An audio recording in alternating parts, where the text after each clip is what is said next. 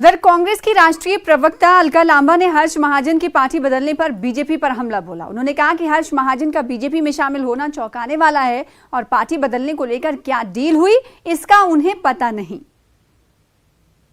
पहला कि जब आप अभी शिमला में कांग्रेस दफ्तर में हमारे वर्किंग प्रेसिडेंट के तौर पर मिले, कोई ऐसी बात ही नहीं। और मुझे हैरानी है कि उनकी ज्वाइनिंग दिल्ली भाजपा मुख्यालय में, हिमाचल का कोई नेता राष्ट्रीय अध्यक्ष जेपी नड्डा, अनुराग ठाकुर जी, आपके जयराम जी गायब क्यों हैं? दिल्ली में होती और पीयूष गोयल करा रहे हैं। रात रात में क्या हो गया? अभी तक तो आपने महाजन जी को नहीं सुना कि वो कांग्रेस के बारे में कुछ भी कह रहे हो। वो तो प्रेस कॉन्फ्रेंस 1 महीने में पता नहीं कितनी बार मैंने उनसे करवाई है। अब क्या बात हुई है? शुभकामनाएं देते हैं।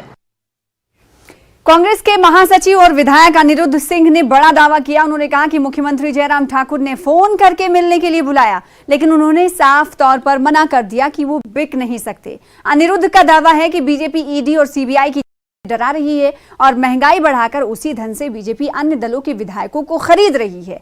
भाजपा के पास कोई चाणक्य नहीं है, इसलिए कांग्रेस से नेता लिए जा रहे हैं। मुझे भी माननीय मुख्यमंत्री के फ़ोन आए हैं, मुझे भी ऑफिस बुलाया गया है, ऑफिस बुलाया था और डराया धमकाया गया था। तो इसमें कुछ ये तो अपने ऊपर डिपेंड करता है, आप डरोगे या नहीं डरोगे, या बिकोगे या नहीं बिकोगे।